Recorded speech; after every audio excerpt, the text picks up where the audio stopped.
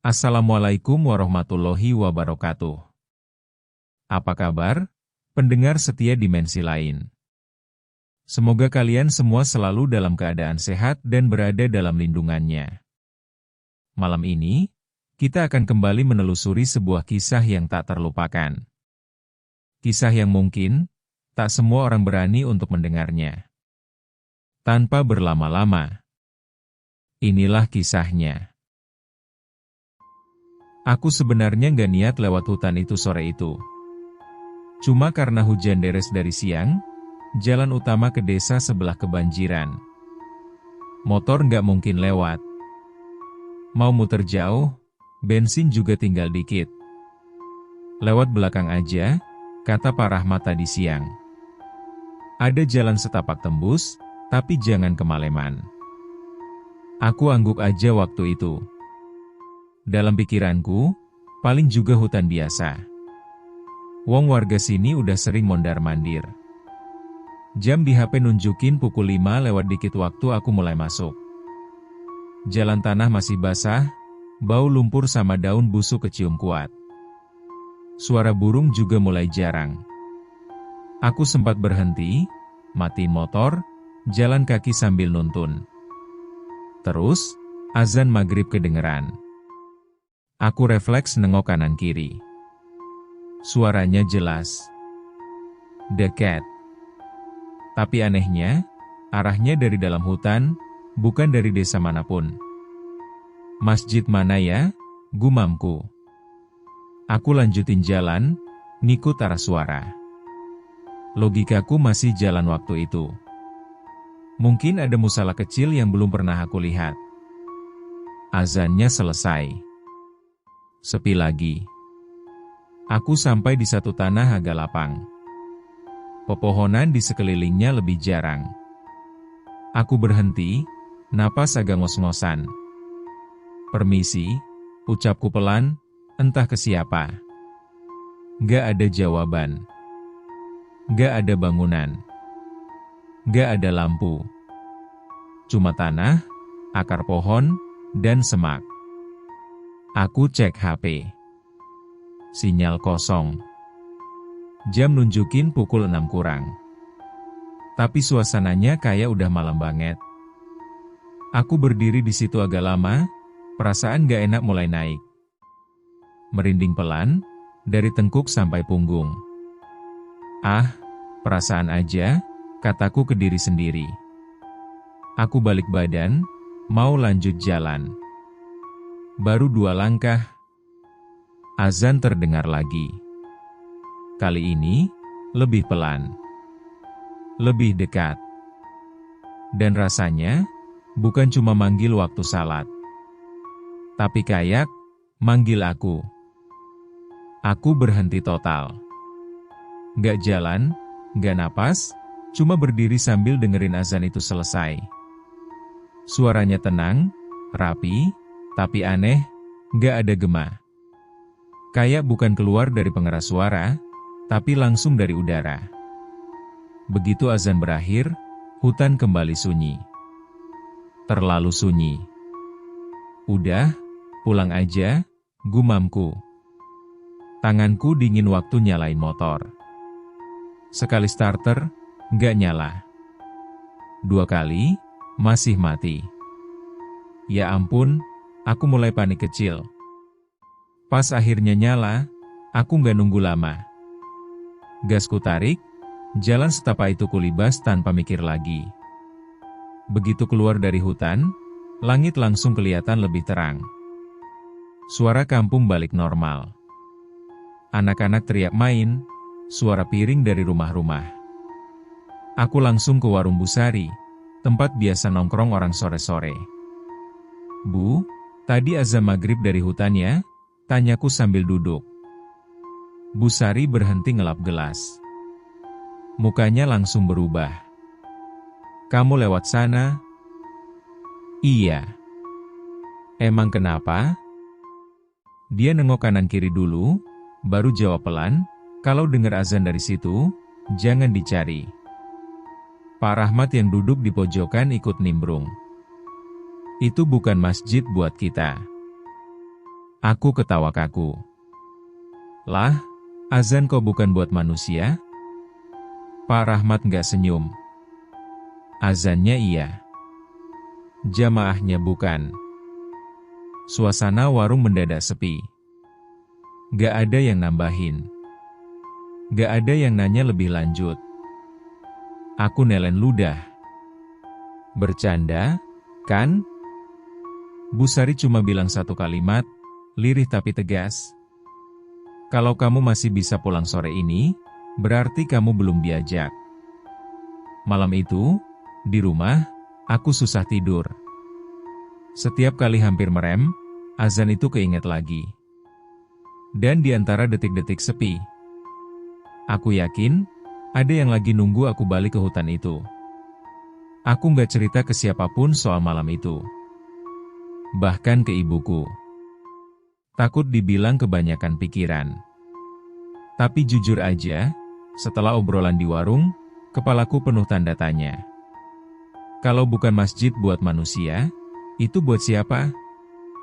Isya malam itu hampir lewat waktu. Aku masih gelisah mondar-mandir di rumah. Akhirnya aku ambil jaket, keluar tanpa bilang apa-apa.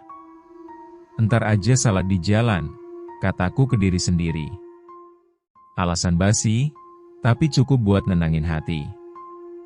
Begitu mendekati hutan, suasananya beda. Lebih dingin. Udara kayak nempel di kulit.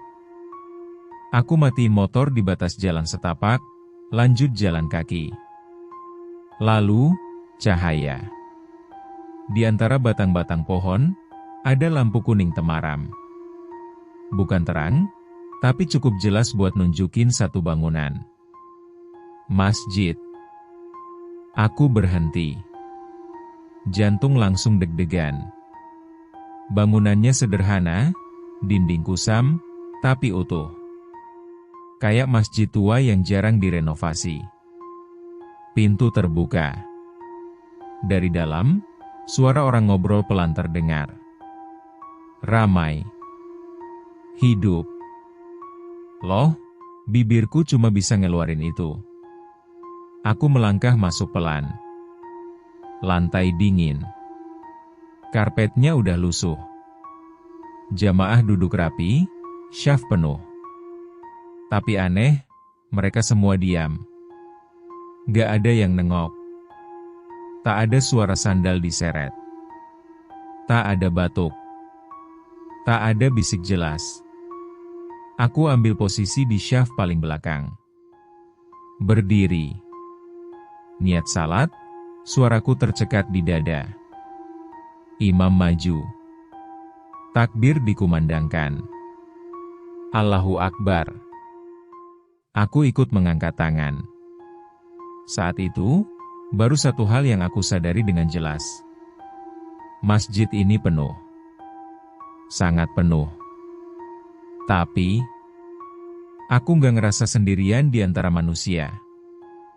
Begitu aku berdiri di syaf, jarak antara aku dan orang di sebelah kanan terasa terlalu dekat. Bahuku hampir nempel, padahal biasanya masih ada ruang dikit. Aku geser pelan. Dia nggak bereaksi.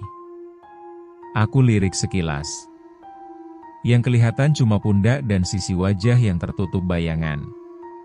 Kulitnya pucat, bukan putih, lebih ke warna abu-abu kena cahaya lampu redup. Aku buru-buru lurusin pandangan lagi.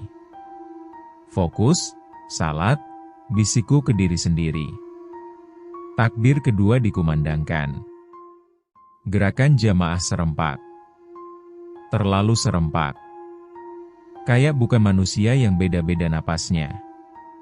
Dari awal berdiri sampai rukuk, nyaris nggak ada suara kain, nggak ada gesekan kaki. Waktu rukuk, aku nyium bau aneh. Bukan bau badan, bukan bau tanah. Bau lama. Kayak ruangan yang ditinggal puluhan tahun tapi tiba-tiba dipakai lagi. Aku nahan napas. Pas sujud, keningku nyentuh karpet. Dingin. Lebih dingin dari lantai keramik rumah. Dingin yang bikin kepala nyut. Di sujud kedua, aku berani ngintip dikit ke samping. Kaki jamaah di sebelahku, gak sepenuhnya nempel ke lantai. Tumitnya seperti melayang tipis. Gak jelas apakah itu bayangan atau memang gak menyentuh tanah. Dadaku langsung sesak. Bangkit duduk di antara dua sujud, aku sadar satu hal lagi. Jamaah di depanku, bayangannya gak jatuh ke arah yang sama. Ada yang ke kiri, ada yang ke belakang, ada juga yang hampir gak ada sama sekali. Ini salah lihat, ini pasti salah lihat, batinku. Aku pengen noleh. Pengen lihat wajah mereka satu-satu. Tapi ada rasa takut aneh, kayak ada yang nahan leherku. Seolah-olah, kalau aku nekat menoleh, aku gak akan bisa balik lurus lagi. Salat terus berjalan. Rakaat demi rakaat. Dan di sepanjang itu, tak satu pun jamaah menoleh. Tak satu pun berkedip. Sampai rakaat terakhir, aku masih berdiri. Kakiku pegal, tapi aku gak berani geser sedikit pun. Imam di depan berdiri tegak, punggungnya lurus, kepalanya sedikit menunduk. Dari belakang, dia kelihatan seperti orang tua kurus dengan sorban kusam. Tapi entah kenapa, aku gak bisa nebak umurnya. Waktu dia baca Al-Fatihah, suaranya keluar pelan tapi jelas. Fasih. Tajwidnya rapi. Tapi, datar. Gak ada naik turun emosi. Kayak suara rekaman lama yang diputar ulang. Amin, ucap jamaah serempak. Aku ikut, meski tenggorokanku kering. Di antara bacaan ayat, ada jeda aneh. Terlalu panjang. Seolah imam berhenti bukan buat tarik napas, tapi buat nunggu sesuatu. Aku ngerasa ditatap, padahal aku tahu imam gak menoleh. Pas tasyahud akhir, suasana makin berat. Lampu masjid kayak redup sedikit demi sedikit. Bayangan jamaah memanjang ke arah yang gak masuk akal. Salam pertama dikumandangkan. Assalamualaikum warahmatullah. Kepala jamaah serempak nengok ke kanan. Gerakannya sinkron, tapi kaku. Aku ikut nengok. Detik itu juga, hawa dingin nyambar wajahku. Salam kedua. Assalamualaikum warahmatullah. Begitu salam selesai, tanpa zikir, tanpa doa, seluruh jamaah berdiri. Gak ada yang ngomong. Gak ada yang saling sapa. Satu persatu, mereka jalan ke pintu. Langkahnya gak bunyi. Seperti melayang di atas lantai. Aku masih duduk, jantung berdebar keras. Imam berdiri paling terakhir. Dia menoleh sedikit ke arahku. Bukan wajahnya yang kelihatan jelas, tapi aku yakin. Dia tahu aku bukan bagian dari mereka. Aku pulang hampir tanpa ingatan.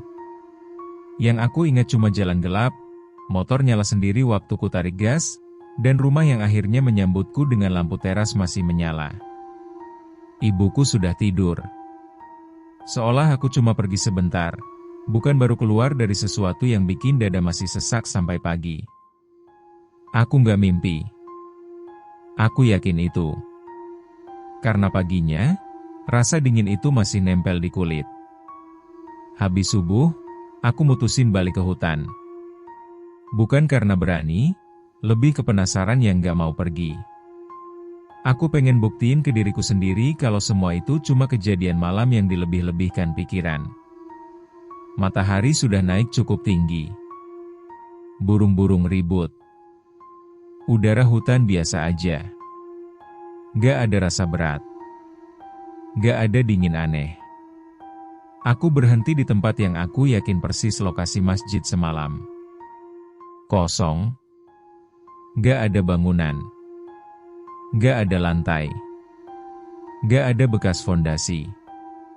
Cuma tanah, akar pohon besar, dan semak berduri. Bahkan rumput tumbuh nggak rata, kayak tempat itu nggak pernah diinjak ramai-ramai. Aku muter pelan, ngitung langkah. Salah hitung nggak mungkin. Aku ingat betul posisi pohon miring di sebelah kiri pintu masjid. Pohon itu masih ada. Tapi masjidnya nggak. Ini, di sini, kataku lirih.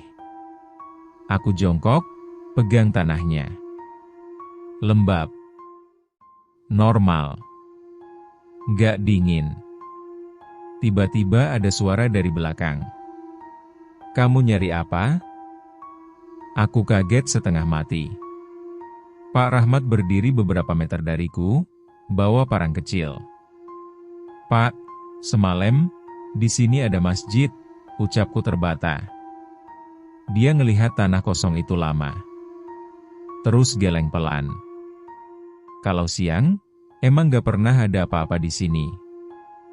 Aku nelen ludah. "Tapi semalam rame, Pak. Penuh orang." Pak Rahmat akhirnya nengok ke aku. Tatapannya berat. "Itu sebabnya," katanya pelan, "gak semua orang yang kesana bisa pulang pagi." Pak Rahmat nyuruh aku duduk di batang pohon tumbang. Nada suaranya berubah pelan, kayak orang yang lagi milih kata biar gak salah ucap. "Cerita kamu tadi, bukan yang pertama," katanya. Aku diam. Tanganku gemetar sedikit, ku genggam kuat biar gak kelihatan. "Dulu," lanjutnya, "sebelum jalan besar dibuka, hutan ini sering dilewati orang malam-malam. Pedagang, musafir, orang pulang dari ladang." Dia berhenti sebentar, ngelihat ke arah tanah kosong itu. Beberapa orang dengar azan. Mereka nyari. Niatnya baik. "Mau salat?" "Terus?" tanyaku. "Sebagian balik. Sebagian, enggak." Aku langsung nengok. "Enggak balik?" Pak Rahmat ngangguk pelan. "Hilang. Ada yang dicari berhari-hari, ada yang ketemu, tapi bukan utuh." Dadaku langsung sesak. "Masjid itu apa, Pak?" Dia tarik napas panjang. "Masjid juga. Tapi bukan dibangun buat kita. Katanya dulu, ada rombongan orang alim yang tersesat dan wafat di hutan itu. Mereka nggak pernah ninggalin tempat itu. Ibadahnya terus berjalan, tapi dunianya beda. Mereka nggak jahat," kata Pak Rahmat cepat, seolah takut aku salah paham. "Tapi mereka juga bukan manusia lagi." Aku nunduk. "Semalam aku ikut salat." Pak Rahmat langsung berdiri. "Sampai salam terakhir?" Aku geleng cepat. "Iya, tapi habis itu aku langsung pergi."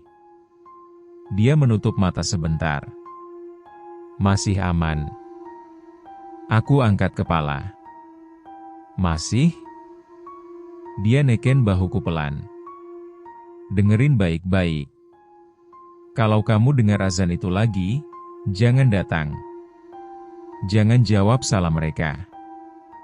Jangan pernah ikut sampai akhir lagi." Aku nanya pelan, "Kalau melanggar?" Pak Rahmat menatap lurus ke mataku. "Kamu bakal jadi jamaah tetap." Sejak pagi itu, kata-kata Pak Rahmat muter terus di kepalaku. Jamaah tetap. Dua kata yang kedengarannya biasa, tapi rasanya kayak hukuman seumur hidup. Aku nggak nanya lebih jauh. Nggak berani. Sore menjelang maghrib, aku sengaja salat lebih awal di rumah. Pintu kututup rapat. Jendela kupasang gorden. Aku nggak mau dengar apa-apa dari luar. Ibuku sempat nanya, "Kamu kenapa dari tadi diam aja?" "Capek, Bu," jawabku singkat. Padahal bukan badan yang capek. Kepalaku. Malam itu, jam 9 lewat, aku masih melek. Hujan rintik-rintik turun. Suara tetesan air di atap harusnya bikin tenang. Tapi entah kenapa, aku ngerasa kayak lagi ditunggu. Lalu, azan terdengar. Bukan dari hutan. Dari arah jendela kamarku. Suaranya pelan, seolah cuma buat aku. Gak keras, tapi jelas. Sama persis kayak semalam. Aku tutup telinga. Bacaan azan tetap tembus. Kamu jangan jawab, suara Pak Rahmat kayak terngiang di kepala. Aku baca istighfar cepat-cepat. Jantungku mau copot. Azan selesai. Hening. Aku nunggu lama. Gak ada apa-apa. Akhirnya aku berani buka gorden dikit. Di luar gelap. Hujan.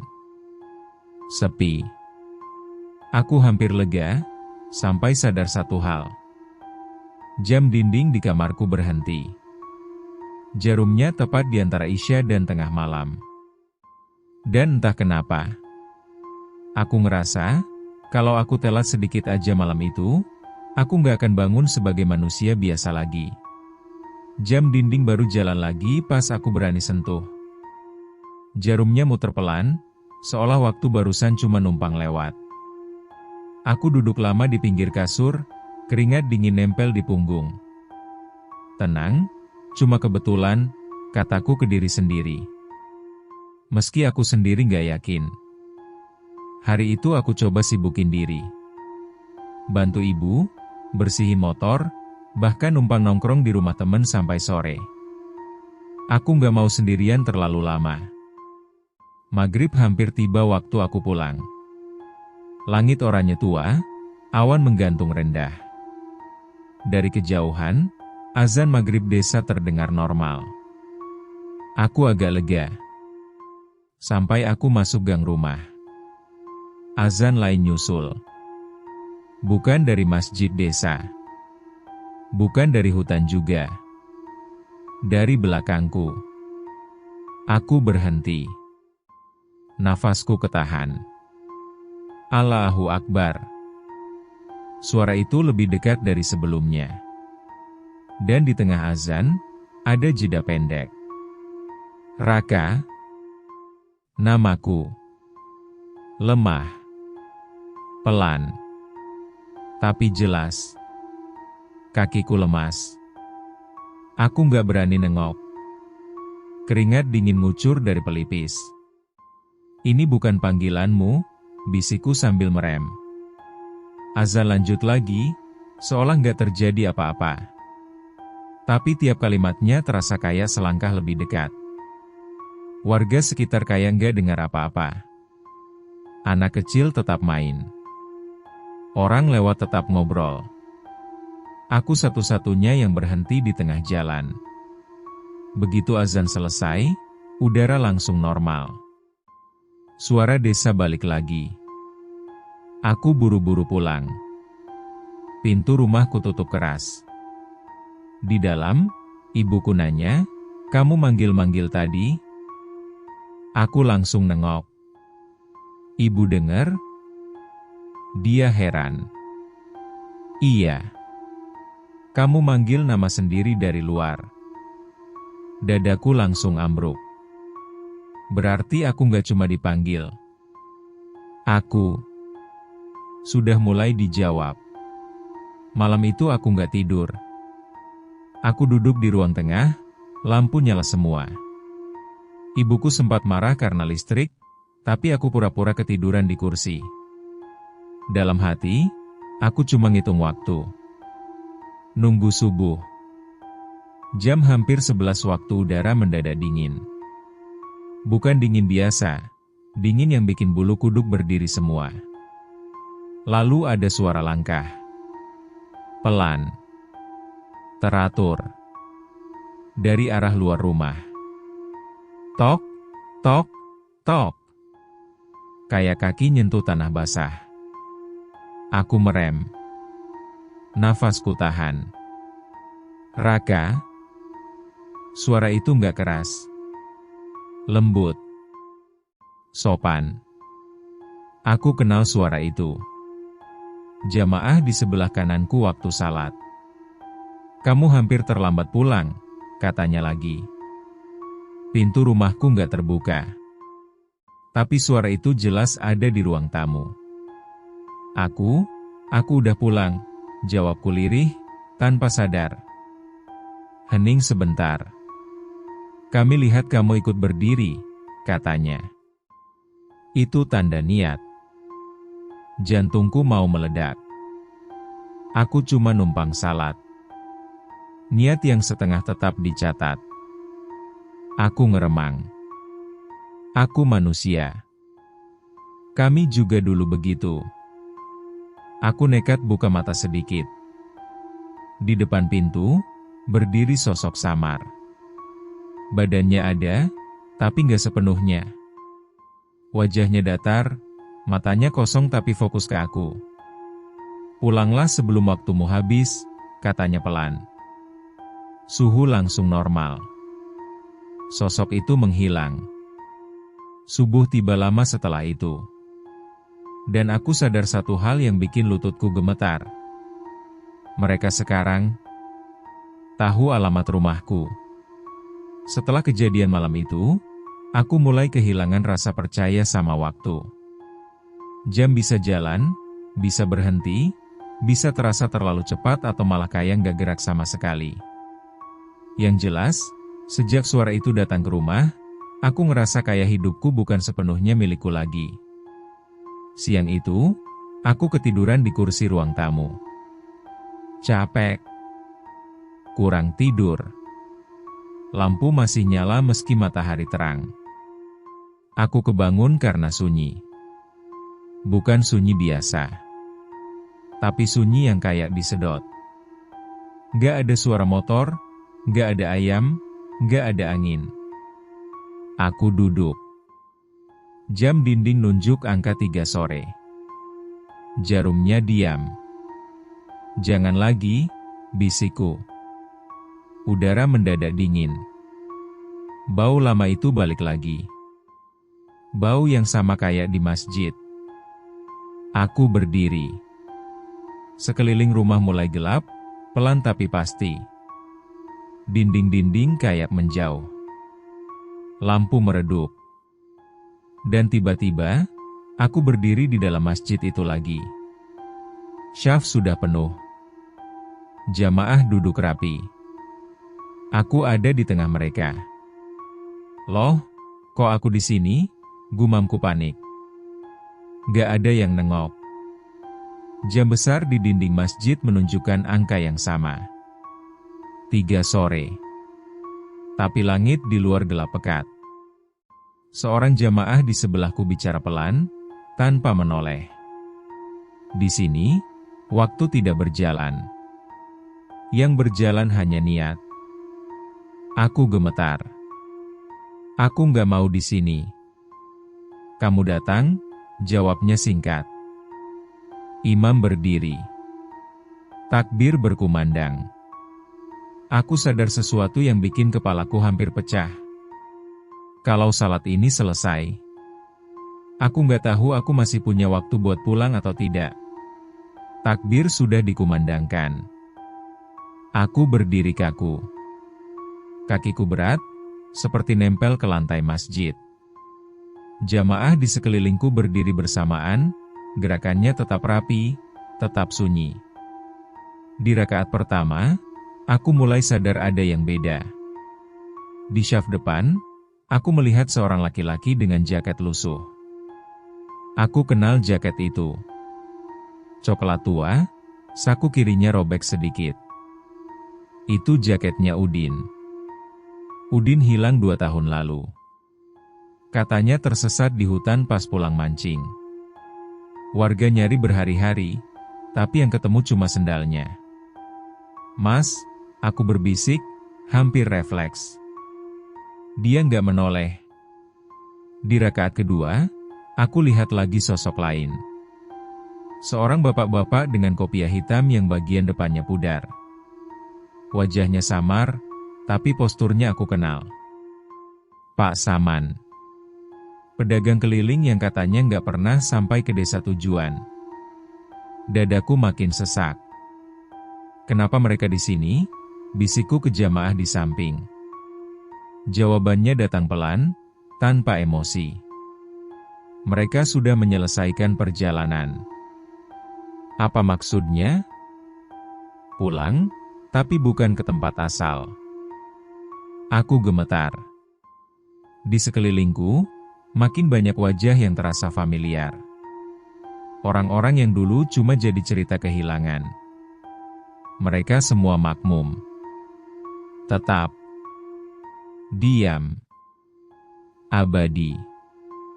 Waktu sujud, aku ngerasa ada tetesan jatuh ke karpet. Kupikir air mataku. Tapi baunya, bau tanah basah.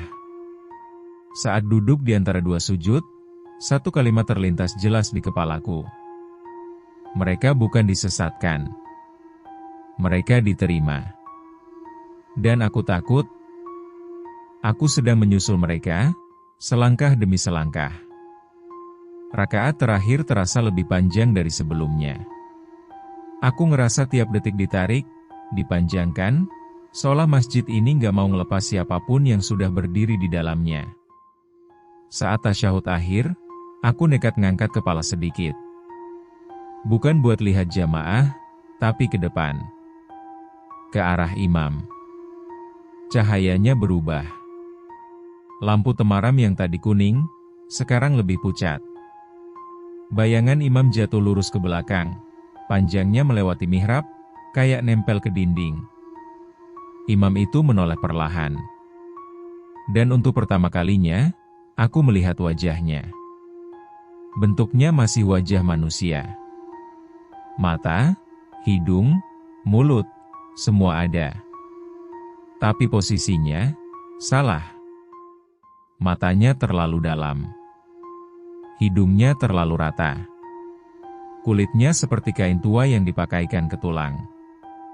Yang paling bikin kakiku gemetar. Mulutnya bergerak sedikit lebih lambat dari suaranya. Waktumu hampir selesai, katanya. Aku ngerasa tenggorokanku terkunci. Saya mau pulang. Pulang itu relatif. Aku pengen teriak, tapi suara nggak keluar. Jamaah di sekelilingku mulai menunduk lebih dalam, seolah memberi hormat. Kamu masih punya satu kesempatan, lanjut imam itu. Ikuti sampai akhir, atau pergi sekarang. Kalau aku pergi, kamu akan hidup dengan ingatan. Itu bukan pilihan yang enak. Tapi yang satunya jauh lebih buruk. Imam itu tersenyum. Senyum tipis, tapi rahangnya membuka terlalu lebar. Jangan sampai salah salam, katanya. Takbir penutup hampir dikumandangkan. Dan aku tahu, keputusan yang aku ambil dalam hitungan detik ini bakal nentuin apakah aku masih manusia, atau cuma bayangan di syaf berikutnya. Takbir penutup menggantung di udara. Gak langsung dikumandangkan, tapi juga gak benar-benar ditahan. Kayak napas yang sengaja diperlambat. Aku masih duduk tasyahud. Keringat dingin ngalir dari pelipis ke dagu. Jamaah di kanan kiriku menunduk makin dalam. Bahu mereka hampir menyentuh lantai. Pergi sekarang, suara imam terdengar lagi, lebih dekat. Padahal posisinya tetap di depan. Aku nekat. Di dalam hati aku baca doa secepat yang aku bisa. Gak jelas urutannya, yang penting selesai. Tanganku gemetar. Allahu Akbar. Takbir itu akhirnya keluar. Jamaah bergerak bersamaan. Aku telat setengah detik. Cuma setengah detik, tapi rasanya kayak salah langkah di jurang. Salam pertama. Aku menoleh ke kanan. Hawa dingin langsung nyamber. Wajah jamaah di sampingku terlihat jelas untuk pertama kalinya. Kulitnya retak-retak, matanya kosong, tapi bibirnya tersenyum tipis. "Assalamualaikum," ucapnya tanpa suara. Aku hampir refleks jawab. Di kepalaku, suara Pak Rahmat teriak, "Jangan jawab salam mereka." Salam kedua hampir tiba. Aku berdiri. Bukan setelah salam, tapi di tengah-tengahnya. Gerakan yang salah. Terlarang. Semua jamaah berhenti serempak. Sunyi. Lampu masjid berkedip. Lantai bergetar pelan. Dia melanggar adab, suara imam berubah berat. Aku lari. Gak mikir arah. Kakiku nabrak sajadah, hampir jatuh. Pintu masjid ada di depan, tapi jaraknya kayak makin jauh tiap aku melangkah. Di belakangku, suara sujud menghantam lantai serempak. Bukan suara kain, tapi suara keras, berat, seperti batu jatuh. Aku teriak sekuat tenaga. Dan saat tanganku menyentuh ambang pintu, tanah di bawah kakiku amblas. Aku jatuh. Bukan jatuh ke tanah, tapi ke ruang gelap yang baunya campur antara lumpur basah dan sesuatu yang membusuk lama. Tubuhku menghantam sesuatu keras, bikin napasku keluar paksa. Aku nggak langsung berdiri. Suara sujud itu masih terdengar di atas. Dum. Dum. Dum. Seperti ratusan kepala membentur lantai bersamaan. Di kegelapan, aku dengar suara lain. Teriakan. Bukan satu. Banyak. Tertahan. Serak. Kayak teriakan orang yang mulutnya disumpal tanah. Pulang, jangan ikut, masih ada waktu. Tanganku meraba tanah. Basah. Lengket. Di sela jariku, aku ngerasa ada sesuatu kayak kain robek. Aku sentuh lebih jelas. Itu lengan. Bukan lengan utuh. Tinggal tulang dengan sisa daging hitam nempel. Aku jerit, mundur sampai punggungku nabrak dinding tanah. Cahaya samar muncul dari atas. Lubang kecil. Aku melihat siluet wajah-wajah di sana. Wajah jamaah. Mereka menatap ke bawah, kepala miring serempak. Ini tempat yang terlambat memilih, suara imam menggema dari mana-mana. Tanah mulai bergerak. Dinding-dindingnya menutup pelan, kayak makam hidup. Aku teriak sekuat tenaga. Nangis.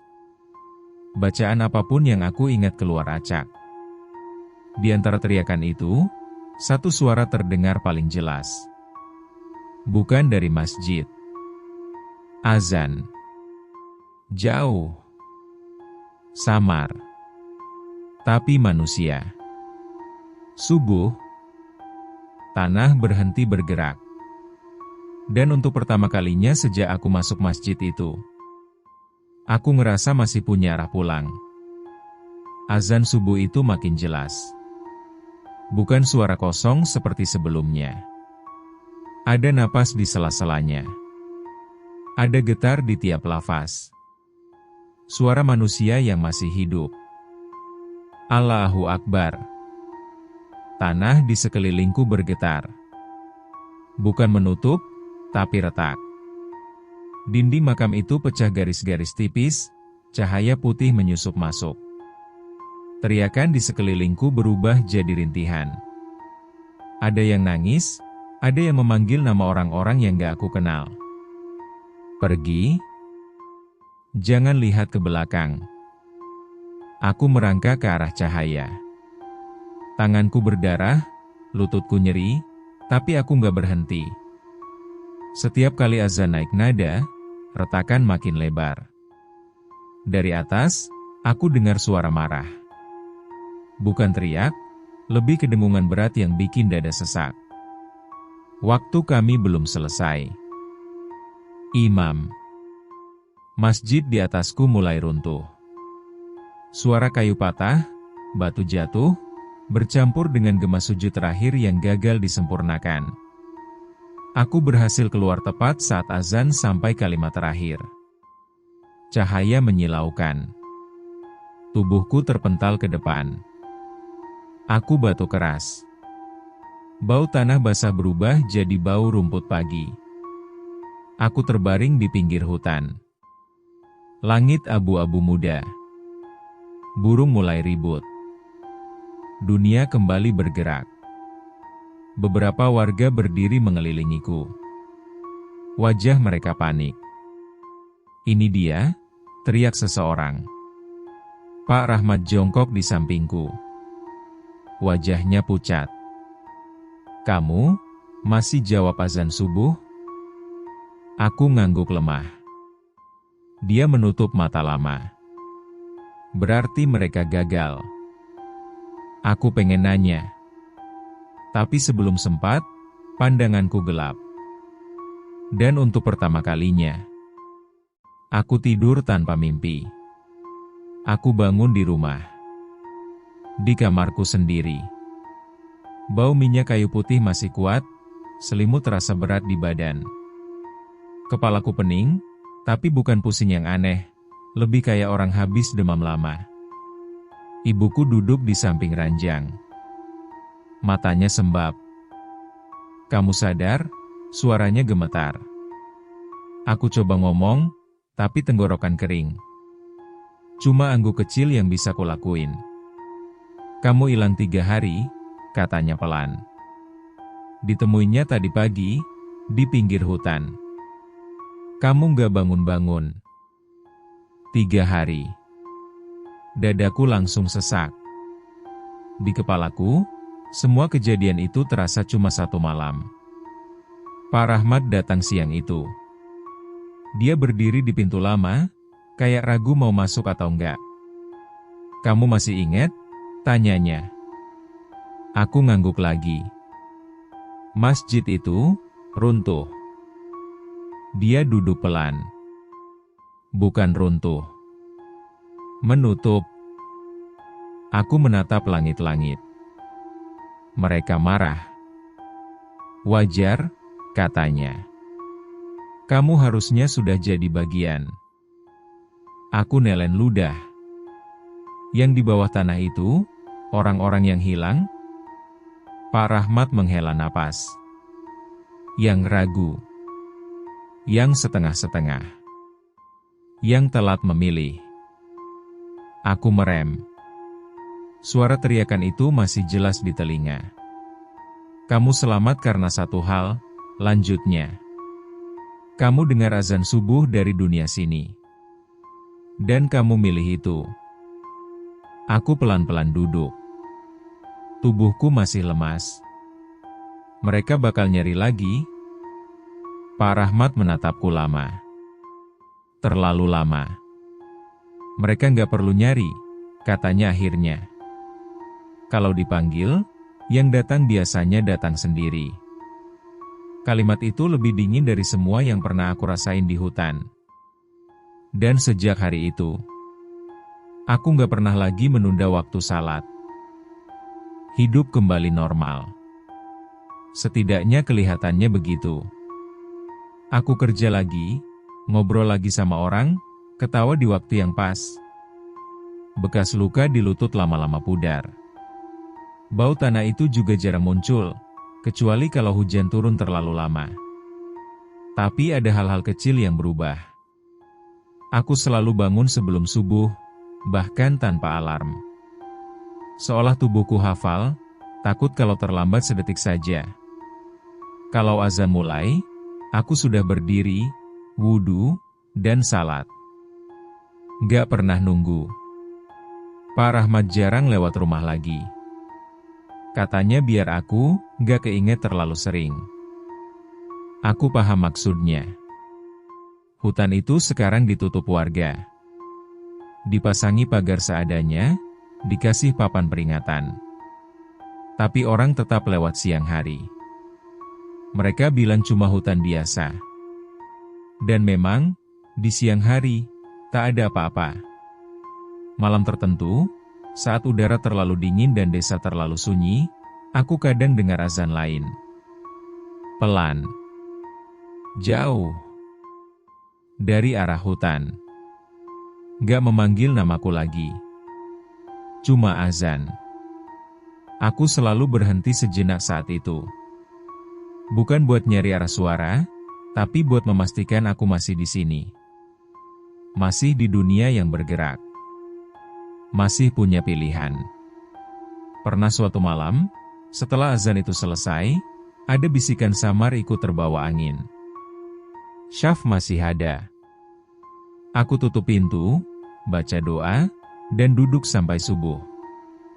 Aku tahu, masjid itu nggak hilang. Ia cuma menunggu. Dan selama masih ada orang yang ragu, yang setengah-setengah, yang menunda, masjid di tengah hutan itu akan selalu ramai. Tapi bukan oleh manusia.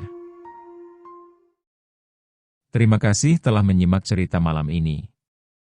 Jangan lupa untuk subscribe, agar kalian tidak tertinggal kisah-kisah menarik lainnya di dimensi lain. Saran dan kritik dari kalian sangat berarti. Agar perjalanan kita di dunia misteri ini bisa terus menjadi lebih baik. Wassalamualaikum warahmatullahi wabarakatuh. Sampai jumpa di kisah selanjutnya. Di dimensi lain.